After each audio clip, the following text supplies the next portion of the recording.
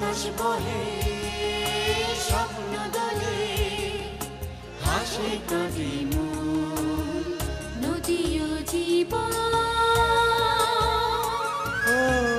নদী ও জীবন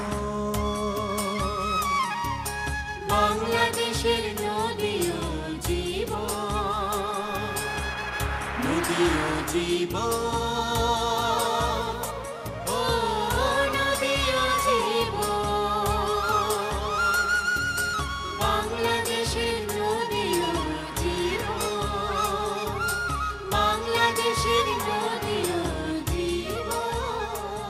প্রিয় দর্শক, শুরু হলো নিয়মিত অনুষ্ঠান নদী ও জীবন।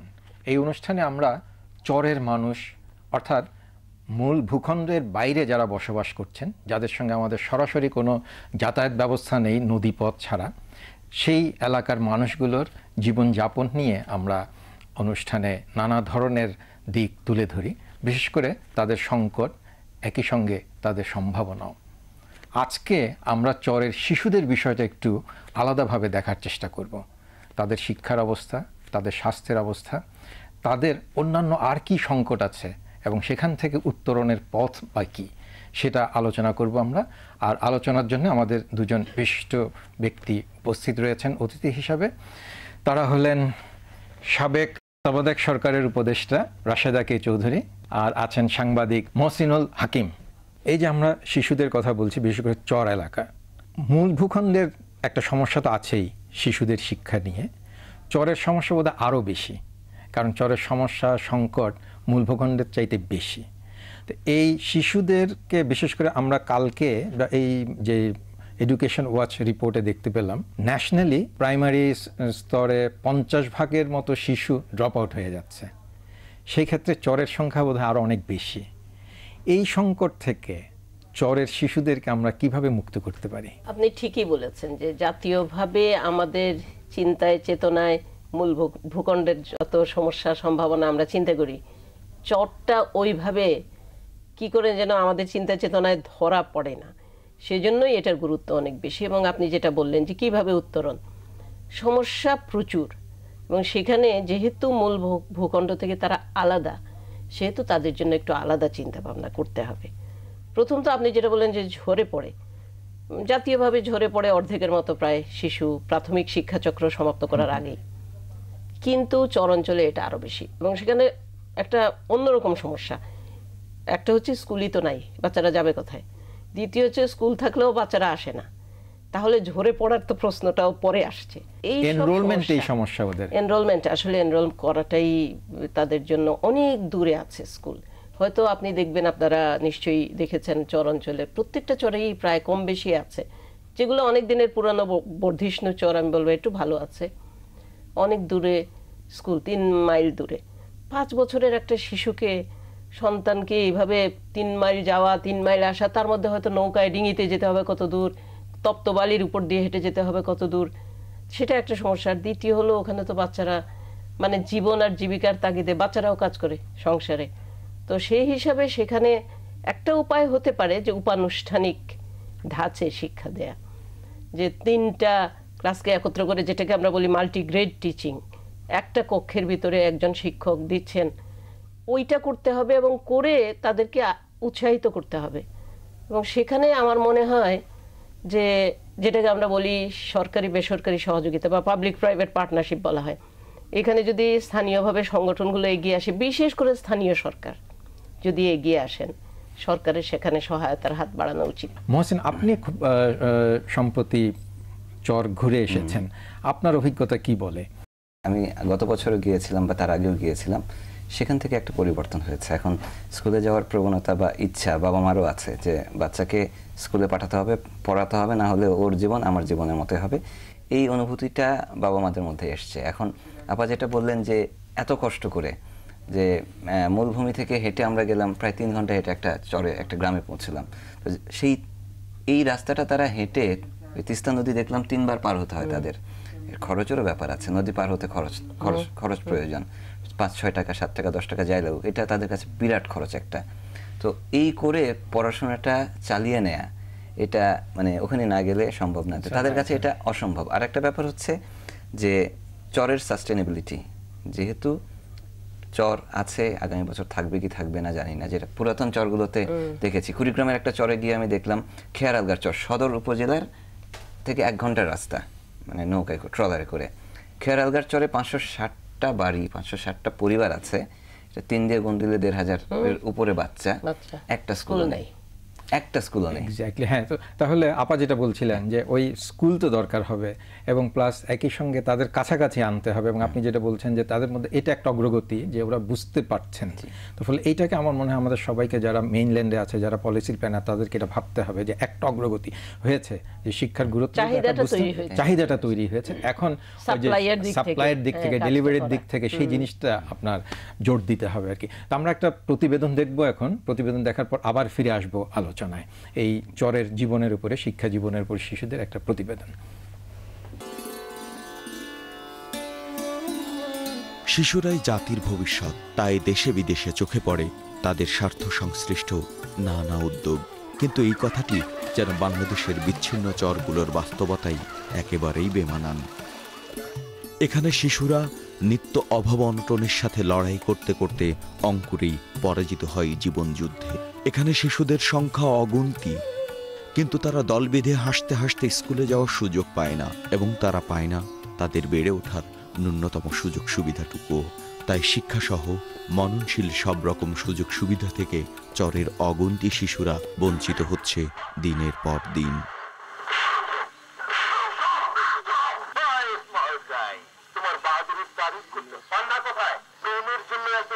এই বাচ্চাগুলো লেখাপড়া শিখতে খুবই ইচ্ছুক, কিন্তু এখানে লেখাপড়ার তেমন কোনো সুযোগ সুবিধা নাই। যে এখন মাছ ধরে, গরু ঘাস খাওয়ায়, ছাগলও ঘাস খাওয়ায়, কিন্তু এই বাচ্চাগুলো যদি একটু লেখাপড়া করার কোনো সুযোগ থাকতো, কোনো স্কুল থাকতো, মাদ্রাসা থাকতো, তাহলে এরা নিশ্চয়ই আপনাদের মতো বড় লোক হইতো, কেউ ইঞ্জিনিয়ার হইতো, কেউ বা ডাক্তার হইতো, কেউ বা মাস্টার হইতো। কিন্তু এই সুযোগটা এখানে নাই, বিধায় এরা রাখাল হয়া দেয়া, এরা জন্ম নিচ্ছে, এই রাখাল হয়া দেয়া মনে হয় এরা মারা যাবে। ফলে কুশিক্ষা, শিশুশ্রম, বাল্যবিবাহের মতো ক্ষতিকর ব্যবস্থাগুলির সাথে তাদের পরিচয় হচ্ছে অতি সহজেই। যে বয়সে বই খাতা নিয়ে হাসতে হাসতে স্কুলের দিকে দৌড়ানোর কথা, সেই বয়সে এই শিশুদের অধিকাংশই ভারাক্রান্ত হৃদয়ে পা বাড়াচ্ছে স্বামীর সংসার ও ক্ষেত খামারের দিকে। শরীফার মতো আরো অনেক শিশুকেই বিয়ের পিঁড়িতে বসতে হয় যখন তাদের দেহ ও মন কোনোটাই তৈরি থাকে না। তারা জানে না স্বামী, সংসার, দায়িত্ববোধ সম্পর্কে। তুমি স্বামীর ঘরে থাকো না মার বাড়ি থাকো? কোথায়? শাশুড়ির ঘরে। বুঝো বিয়ে জিনিসটা? বুঝো তুমি? না। কি করতে ইচ্ছা করে তোমার? পড়াশোনা করতে।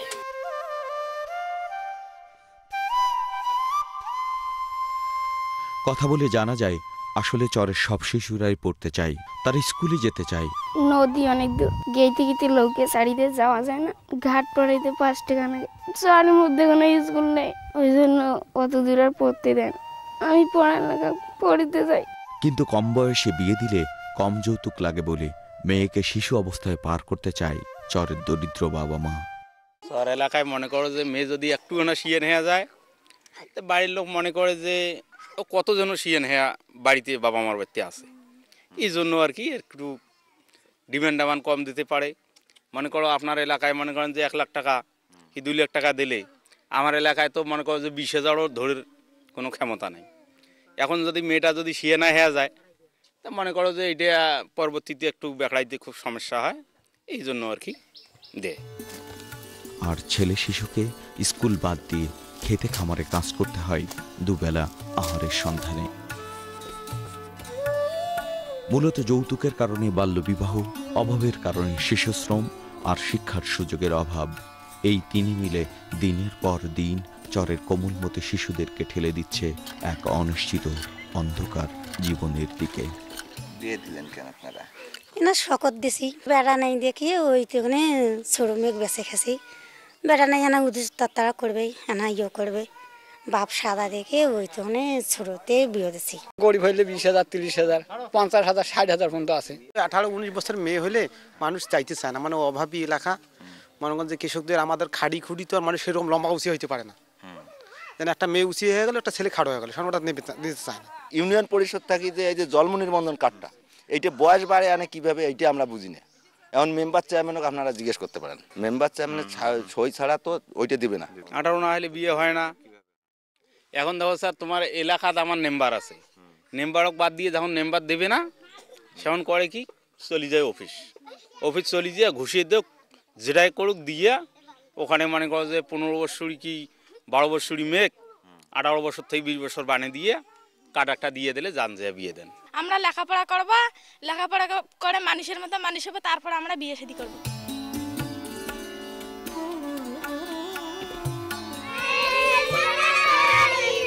জাতির এই ভবিষ্যৎকে রক্ষার জন্য সরকারকেই যেমন পালন করতে হবে অগ্রণী ভূমিকা, তেমনি অন্যান্য সংস্থাকেও এগিয়ে আসতে হবে সমানভাবে।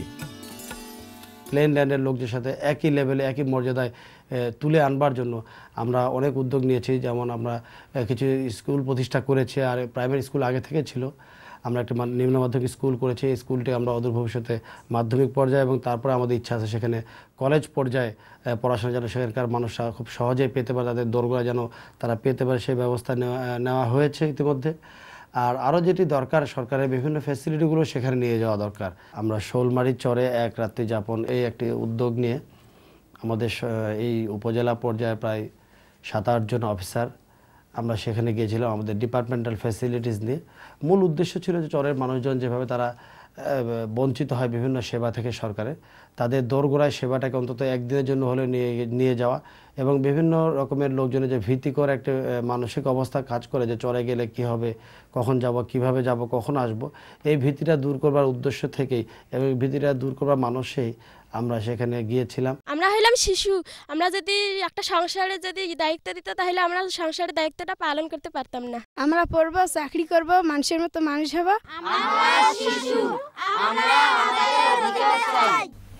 প্রিয় দর্শক, আমরা প্রতিবেদনটি দেখলাম। এখন একটা ছোট্ট বিরতি নেব। বিরতির পর আবার ফিরে আসব নদীয় জীবন অনুষ্ঠান।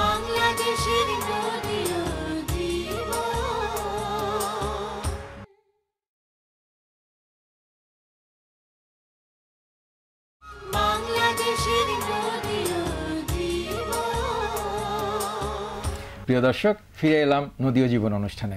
আমরা প্রতিবেদন দেখছিলাম, তার আগে আলোচনা করছিলাম রাশেদা কে চৌধুরী এবং মহসিনুল হাকিমের সঙ্গে।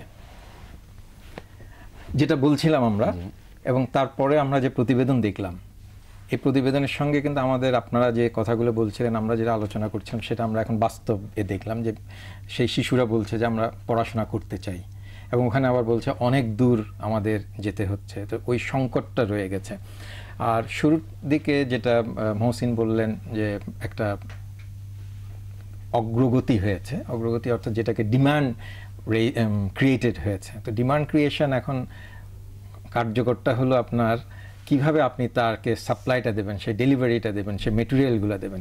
সেই ক্ষেত্রে এখন এই মুহূর্তে দাঁড়িয়ে যদি আমরা বলি যে তাদেরকে যে টার্গেট আমার মেইন ল্যান্ডের, সেই টার্গেটে নিয়ে আসতে হবে, তাহলে এই যে চরগুলোতে আপনার ঘন ঘন স্কুল করা কি সম্ভব, বা কিভাবে হতে পারে? এই যে অনেক দূর, ইজ ইট মানে ফিজিবল কিনা যে খুব কাছাকাছি চরের মধ্যেই প্রতি চরে একটি করে স্কুল প্রতিষ্ঠা করা? আপনি যেটা বললেন যে আগে আমাদের যে টার্গেটটা, আমাদের যে লক্ষ্যটা, এটা কিন্তু লক্ষ্য আপনি দেখবেন যে জাতীয় লক্ষ্যের মধ্যে নির্ধারিত আছে যে 2015-র মধ্যে আমি আর সব শিশুর প্রাথমিক শিক্ষা সমাপ্ত করতে হবে। ওখানে বলা নাই মূল ভূখণ্ড আর চর বা হাওর বলেন, করতেই হবে। তাহলে এটা রাষ্ট্রের দায়িত্ব এসে পড়ছে, তার সাথে আমাদেরও দায়িত্ব আছে, যেটা বলা হয়েছে এখানে। তো সেখানেই আমাদের পরিকল্পনাটা ওইভাবে করতে হবে। সেখানে একটা উপায় আছে যে স্থানীয় জনগোষ্ঠীর সাথে বসে করতে হবে পরিকল্পনাটা। এই জন্যই আমি স্থানীয় সরকারের কথা বলেছিলাম যে কাউকে তো দায়িত্ব নিতে হবে। কেন্দ্র থেকে গিয়ে ফ্যাসিলিটিস ডিপার্টমেন্ট বা প্রাথমিক ও গণশিক্ষা মন্ত্রণালয় বললো আর হয়ে গেল, তা হবে না। দ্বিতীয় হলো যে ওখানে সাম্প্রতিককালে তত্ত্বাবধায়ক সরকারের সময় এটা জারি হয়েছিল যে এইসব অঞ্চলের জন্য আমরা কিন্তু রেজিস্ট্রেশন নীতিমালা পরিবর্তন করেছিলাম।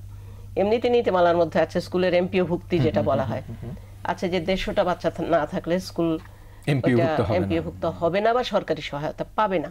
এটাকে এইসব অঞ্চলের জন্য 50 জন করা হয়েছিল। 50 জন শিক্ষার্থী থাকলেই হবে। তাহলে ওইটা এখন বাস্তবায়ন প্রয়োজন। করতে হলে এখানে বিনিয়োগটা শুরুতে একটু করতেই হবে, এবং সেখানে আমি যেটা বলবো উত্তরণের একটা উপায় হলো উপানুষ্ঠানিক শিক্ষা, এবং সেখানে স্পেশাল ইনসেন্টিভ লাগবে।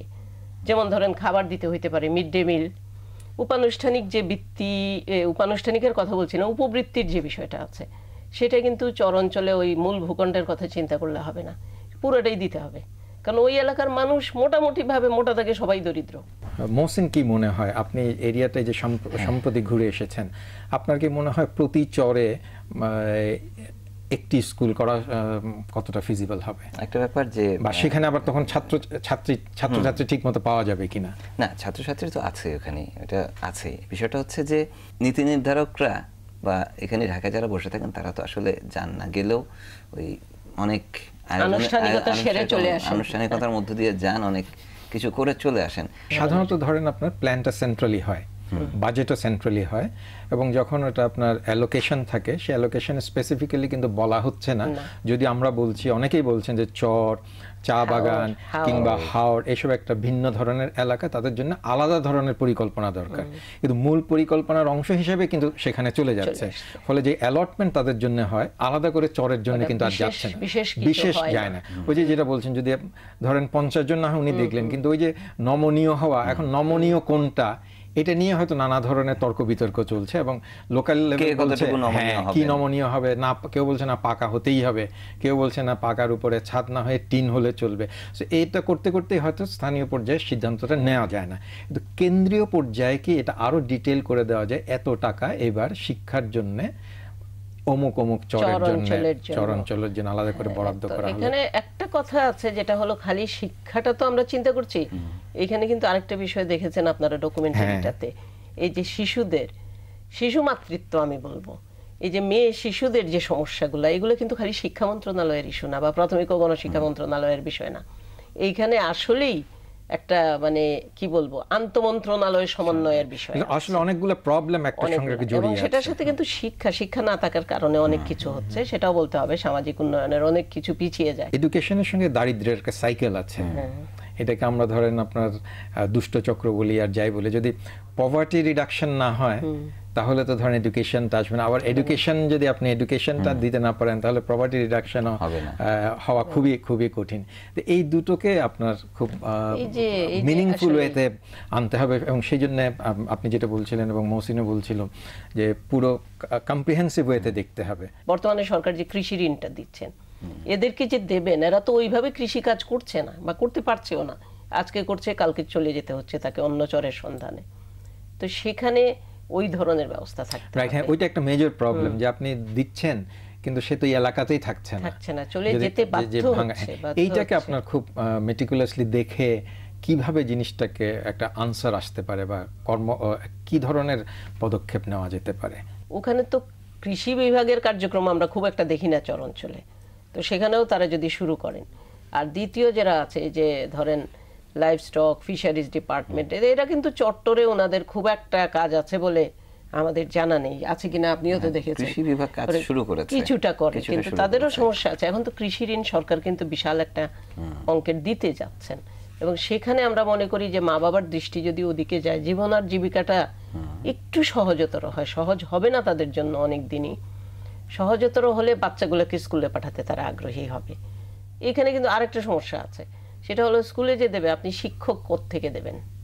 সেই শিক্ষক তো যায় না, বর্গা শিক্ষক দিয়ে বসে থাকেন তারা, তার বদলে একজনকে তার অর্ধেক টাকা দিয়ে ওখানে করলেন, সেই পড়াচ্ছেন কি পড়াতে পারছেন কি না পারছেন সেটা কোনো বিষয় না। তো ফলে হচ্ছে কি একটা ওই যে বললাম সর্বাঙ্গীন একটা বিষয় আছে, একটা হচ্ছে জীবিকা যেটাকে আমরা লাইভলিহুড বলি, আর আরেকটা হচ্ছে একটু বড় শিশু যারা, তাদের জন্য যদি কোনো কিছু ব্যবস্থা করা যায়, একটু প্রশিক্ষণ দিয়ে সে যদি ফিশারিজে ভবিষ্যতে যেতে পারে, ওই এলাকা ভিত্তিক চাহিদা ভিত্তিক কার্যক্রম নিলে তাহলে হবে, না হলে এটা আসলে কঠিন একটা কাজ হয়ে যাবে। আর নিরাপত্তার বিষয়টা নিশ্চিত করতে হবে। আমরা আসছি আলোচনায়, তার আগে একটা ছোট্ট বিরতি। প্রিয় দর্শক, আমরা এখন একটা ছোট্ট বিরতি নেব, বিরতির পর আবার ফিরে আসব নদীয় জীবন অনুষ্ঠানে।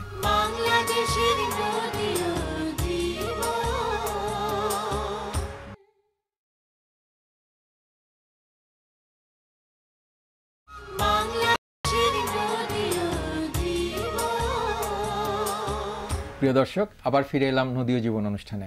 আমরা আলোচনা করছিলাম চরের শিশুদের শিক্ষা জীবন ও স্বাস্থ্য জীবন নিয়ে, যেটা আমরা বলছিলাম এবং প্রতিবেদনও দেখেছি, এখন এই মুহূর্তে যদি আমরা বলি যে তাদের যে ডিমান্ড ফুলফিল করার জন্য অনেকগুলো সমস্যা এবং অনেকগুলো সম্ভাবনার দিকও আমরা দেখতে পাই। স্থানীয় পর্যায়ে ইউপি ইউনিয়ন পরিষদকে কার্যকর করার জন্য কি ধরনের পদক্ষেপ নেওয়া যায়? পরিকল্পনার সাথে বাজেট কোথায় কি রাখবে এবং কিভাবে করা হবে সেটা কিন্তু ইউনিয়ন পরিষদকে দায়িত্ব দেয়া যেতে পারে। তারা করেন ইদানিংকালে কিছু কিছু, কিন্তু আমি মডেলও দেখেছি যে কিছু কিছু জায়গায় নিজেরাই তৈরি করে বাজেটটা পর্যন্ত তারা পাঠাচ্ছেন, কিন্তু সেটা কতটুকু গৃহীত হয় জানি না। এটা হচ্ছে একটা। তবে ভালো জিনিস যেটা হয়েছে যে আসলে আমি গণমাধ্যমকেও ধন্যবাদ দেব, বিশেষ করে আজকে এই বাংলা ভিশনকে ধন্যবাদ দিতেই হবে।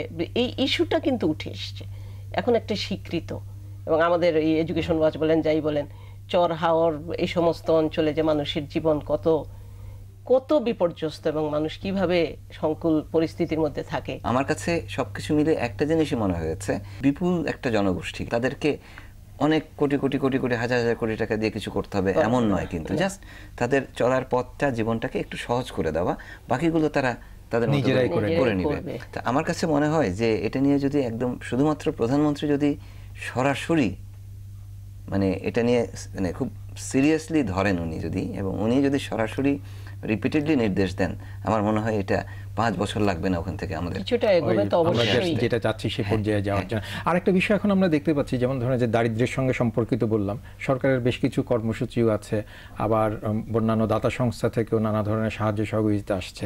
তো সাম্প্রতিক সময় আপনার যে চাল দেওয়ার একটা বিষয় এসছে, তা আপনি তো সম্প্রতি চর ঘুরে এসেছেন, আপনার কাছে কি মনে হয় এই কর্মসূচিটা কি ধরনের প্রভাব ফেলছে এলাকায়? সেটা তো ওখানে কর্মসূচি বলতে যে ওখানে 100 টাকা তাদের কাছে অনেক বড় ব্যাপার, কিন্তু সরকার যেটা কাজের বিনিময়ে করছে। কিন্তু এদিকে আবার দেখলাম যে WFPর একটা প্রোগ্রামের মাধ্যমে, WFP জি, ওদের প্রোগ্রামের মধ্য দিয়ে সিলেক্টেড কিছু মানুষদের চরের তাদেরকে 50 কেজি করে চাল দেওয়া হচ্ছে র্যান্ডম, মানে মাসের জন্য।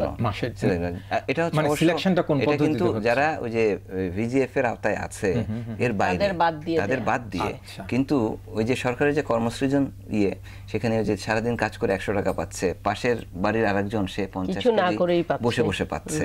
তো এতে করে যেই কনফিউশনটা তাদের, যে আমাকে মনে হয় শুধু শুধু এটা মনে হয় আমাদের জন্য ফ্রি আসছে, আমাকে শুধু শুধু কাজ করায় নিচ্ছে। এটা তাহলে সরকারের কর্মসূচিটা কিছুটা আপনার লোকজনের কাছে একটু প্রশ্নের সম্মুখীন। হ্যাঁ অবশ্যই, আমি যেটা বলতে চাচ্ছি যে যা কিছুই যাক সেখানে সেটা সমন্বিতভাবে স্থানীয়ভাবে সমন্বয় করে হতে হবে, তাহলে হবে যে ইভেন ডিস্ট্রিবিউশন সবাই পাবে এবং এই কনফিউশনগুলো ক্রিয়েট হবে না। সেক্ষেত্রে WFP যে কর্মসূচিটা নিয়েছে সেটার ক্ষেত্রেও সরকারের মনে হয় কিছুটা মনিটরিং করা দরকার, এবং তারা যে কিভাবে দিলে ভালো হয় এবং ওই কর্মসূচির সঙ্গে কিভাবে সামঞ্জস্যপূর্ণ হয় সেটা বোধহয় সবারই দেখা দরকার, দুই পক্ষেরই। কারণ সহযোগিতা হয়তো আমাদের প্রয়োজন, আন্তর্জাতিক সংস্থাগুলোর সহযোগিতা দরকার আছে, কিন্তু সেটা যদি সামঞ্জস্যপূর্ণ না হয় তাহলে হয়তো ধরেন যে জন্য আমরা যেটা করছি সেটা হয়তো লক্ষ্যটা হাসিল হবে না। সব ক্ষেত্রেই আসলে সমন্বয় করতে হবে এখানে। Right, exactly. তো আমরা আশা করি চরের মানুষ তাদের জীবনে আরও শান্তি এবং সুস্থতা ফিরে আসুক, এবং আজকে আপনারা যে বক্তব্য বলেছেন সে বক্তব্য আশা করি আমাদের যে পলিসি প্ল্যানার আছে তারা অনুধাবন করবেন, অনুধাবন করে চরের এই শিশুদের শিক্ষা জীবনকে যাতে আরও মসৃণ করা যায় এবং ইমিডিয়েটলি যাতে তারা পদক্ষেপ নেয় সেটা আমরা আশা করব। তো আপনাদের অনেক ধন্যবাদ আজকের এই আলোচনায় অংশগ্রহণ করার জন্য। প্রিয় দর্শক, আমাদের এই অনুষ্ঠান দেখে আপনাদের যদি কিছু বলার থাকে আপনারা অবশ্যই জানাবেন। আপনাদের বক্তব্যের প্রেক্ষিতে এই অনুষ্ঠান সাজানোর ক্ষেত্রে আমরা ভূমিকা নেব। আমাদের কাছে আপনাদের মতামত পাঠাবার ঠিকানা হলো প্রযোজক নদী ও জীবন, Bangla vision, Noor tower, 110 Bir Uttam CR Dutta road, Dhaka 1205।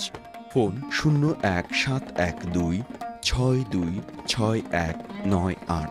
আরেকটি ফোন নাম্বার 01715715486। Email nodiojeebon@banglavision.tv। প্রিয় দর্শক, আজকে আমরা দুজন বিশিষ্ট ব্যক্তির কাছে বক্তব্য শুনলাম চরের শিক্ষা জীবন, অর্থাৎ শিশুদের শিক্ষা গ্রহণ করতে গেলে কোন পদ্ধতি অবলম্বন করলে তারা সত্যিকার অর্থে শিক্ষা গ্রহণ করতে পারবেন সে বিষয়টা বিস্তারিতভাবে আলোচনা করেছেন, এবং এই অনুষ্ঠান যারা দেখেছেন এবং পলিসি প্ল্যানার যারা আছেন তাদের কাছে আমাদের অনুরোধ থাকবে আপনারা অনুগ্রহপূর্বক বিষয়টা একটু অনুধাবন করুন এবং চরের মানুষের জীবনকে মসৃণ করার জন্য শিশুদের শিক্ষা জীবন মসৃণ করুন। আপনাদের সবাইকে ধন্যবাদ আজকের এই অনুষ্ঠান দেখার জন্য। নদীর বুকে চর বালুতে বাঁধে জানতে চাই তাদের ব্যথা, বলতে চাই তাদের কথা। বাতাস বহে স্বপ্ন দোলে, হাসে কাঁদে